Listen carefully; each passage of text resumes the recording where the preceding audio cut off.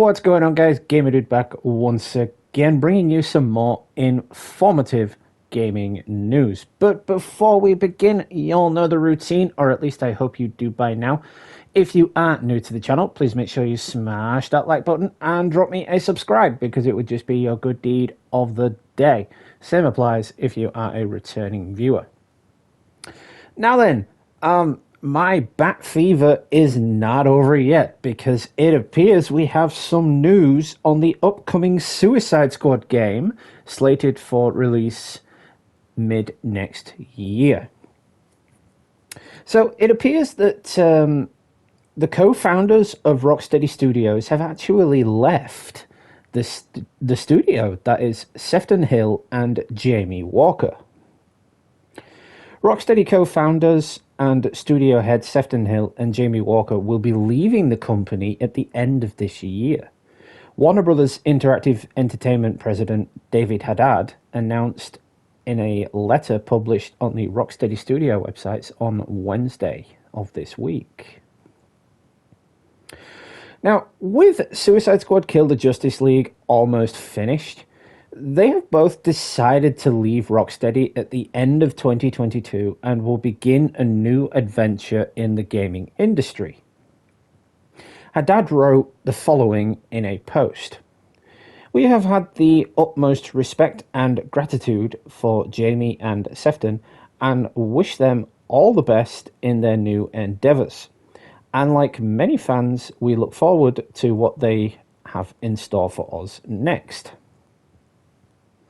So that's cool. You know, there's no, it feels, it's just, you know, they've moved on to do other things. You know, there's no hard feelings, there's no controversy involved, there's no you've been fired for saying this or doing that. It's just they've decided to move on, which is fair play. You know, the gaming industry, it's a big world. You can't stay hunkered down, stay anchored to one studio forever, because then you become known as the guy that did this instead of the guy that did that, if you catch my meaning. So anyway, in light of Hill and Walker leaving Rocksteady Studios, Haddad announced that founding member Nathan Burlow will now become the studio director at the company, while production director Darius Sedagain, I don't know if I pronounced that right, but whatever, he will be promoted to the studio production director. So it's a nice little shift around within the company. Only time will tell what that actually does in terms of a future for Rocksteady. We just don't know yet. Anyway, in addition to this, Haddad mentioned in the letter comments from Hill and Walker, as well as Burlow and Sedagain, emphasizing their pride in their respective work at Rocksteady Studios and their excitement for the future. They go on to say, "From the day we founded the company in 2004 all the way up to today, Rocksteady have been our life and soul. It has given us the opportunity to do what we love the most, make great games with exceptionally talented people." Now, I can wholeheartedly agree with that. Rocksteady has done so many good things, most notably their work on the Arkham series. And it must be noted that Suicide Squad is the next game in the Arkham series. Gotham Knights is not. I know I'm showing Gotham Knights footage here, but the fact is, Gotham Knights is not in the Arkhamverse. Suicide Squad is. That is the next addition into the series. So anyway, before I turn this into a whole debate about why people are slating Gotham Knights and comparing it to the Arkhamverse, let's move on. They go on to say they are so proud of the team that they had worked with for the games they have all made together, from their first game, Urban Chaos, to the much-loved Arkham series, and now the epic upcoming Suicide Squad game title. In August of 2020, Rocksteady Studios was actually accused of inaction over allegations of sexism and harassment at the company following a report published by The Guardian. Now, this was later proved to be false. None of this came to light. No further action was taken. So we can just gloss over that and move along. So, news of the Suicide Squad Kill the Justice League development dates all the way back as early as July 2010, because it was supposed to be the successor to Arkham Knight, but it was cancelled in 2016 and then seemingly revived, and nobody knows why. But yeah, the upcoming game is, of course, set in the same universe as the Arkhamverse. And that's great, because the Arkhamverse has essentially given Rocksteady its name over the years. Nobody remembers their earlier works. It's just like, oh, they're the guys that did the Arkham games. Cool. You know what I'm saying? But yeah, it will supposedly take place only a few months after the events of Batman Arkham Knight. So that's interesting. Will it take place like straight after the events of Bruce Wayne destroying the mansion and seemingly dying? Or will there be like a flashback scene to that moment and then we see a new Batman? Because in the trailer, we did see someone driving the Batmobile. I want to know who that is. Is it Dick Grayson? Is it Tim Drake? Is it Jason Todd? Or is it Bruce Wayne? We need to know. We need to know. They haven't given us any news on the game since it was delayed into next year. But as we know, the game was initially announced at DC Fandom in 2020, which officially dropped all rumors of a Superman game, which everybody hoped was the case because there were heavy Easter eggs to Metropolis and Superman and other heroes in Batman Arkham Knight.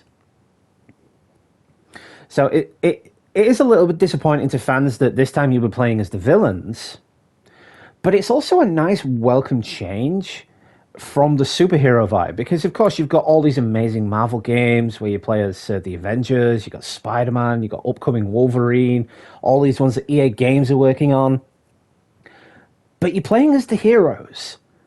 You never really get the chance to play as the villains and see it from their perspective, you know? I mean, because in the Suicide Squad game, the heroes become the villains and the villains become the heroes. So it's a really nice twist of fate, you know. It's a really cool narrative twist that I'm actually looking forward to diving into, not just because it continues the Arkham stories, but because it's going to be essentially a new story entirely, because we're moving on from those characters into the characters we fought as Batman in that series. So it's going to be really cool to see. But of course, Rocksteady have been seemingly quiet about the game. You know, they've released a couple of trailers, a few bits of gameplay here and there, but we haven't seen anything concrete, and they've been eerily quiet since the game was announced to have been delayed, given it was supposed to come out at the end of this year. But I'm guessing they put a pin in that, maybe to add some final polishes, as they said, but I'm also guessing it was to shine attention away from Gotham Knights, because Gotham Knights is still a baby, you know. It's still teething, it's still learning to walk. And if they released another superhero game that's set in the universe that everybody wants right after Gotham Knights, then it's going to take the attention away from Gotham Knights, and people aren't going to be wanting to buy it, you know. People aren't going to be wanting to play it. They're going to be wanting this game that's familiar to people, you know, with a familiar universe, with familiar characters. Because Gotham Knights is a brand new story and a brand new universe without a Batman. So the future of the Gotham Knights universe can go anywhere, whether they decide to make a sequel or whether they decide to just turn it into a live service game, because the upcoming DLC for Gotham Knights gives off kind of a live service vibe, if I'm being quite honest, with the whole seemingly similar hive system that's in Avengers. It's basically going to be you have to play with 4 players, so you get all 4 knights, but you're taking on a bunch of enemies in different waves until, assumingly, you get to the end and there's a big boss. So probably, I don't know, Harley Quinn, Mister Freeze, Clayface, anyone really. But anyway, that is a video for another day. I don't want to talk too much about Gotham Knights because this is about Suicide Squad. So yeah, please do let me know in the comments what you guys think. Do you think Suicide Squad is going to be successful? Do you think it's going to be the prime predecessor to the Arkham series? Do you think it's going to bring that story to a very nice conclusion? Or do you think it's going to continue to expand upon that story? Do you think it will outshine Gotham Knights because of the familiarity with the universe it's connected to? Or do you think it will just be a failure? You know, because a lot of people see Gotham Knights as a failure. They hated it. They slated it. And I can't understand why. I loved the game. I loved Gotham Knights. But that's just because I'm a big superhero fan. So, you know, my opinion may be unwelcomed or biased considering I'm a big superhero fan. But my point stands. So, yeah, I'd be very interested to hear your thoughts and feelings on the matter. So yeah, that's about it for this video then. So I want to thank you all so much for stopping by. I do appreciate it. Stay tuned through the week because we'll have a few more videos here and there. Not to mention, in a couple of days' time, we have the awesome God of War sequel coming. I cannot wait. And of course, I will be live streaming that as soon as it arrives. Well, as soon as it is installed, should I say. But the day before, I'm going to be doing a long play of the first God of War soft reboot, the 2018 version. I'll be doing that for about 4, maybe 5 hours on the day before it releases, just to increase the hype a little bit on that game. So you've got a lot to look forward to from me. Especially considering next year is a huge year for gaming. There's a lot happening next year. You know, Hogwarts Legacy, Suicide Squad.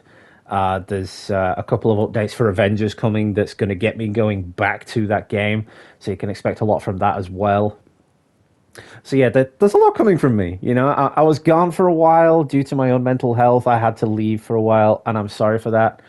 But I cannot thank you all enough for being patient with me and returning to the channel. It means so much to me to have all of my returning viewers back to the channel supporting me, as well as all these new viewers and subscribers I'm gaining. Super shout out to you all. I really do appreciate your love and support. So yeah, that's it for the video then. So thank you all once again for stopping by. I do appreciate it. This has been Gamer Dude. Happy gaming, and I will catch you all in the next one, guys.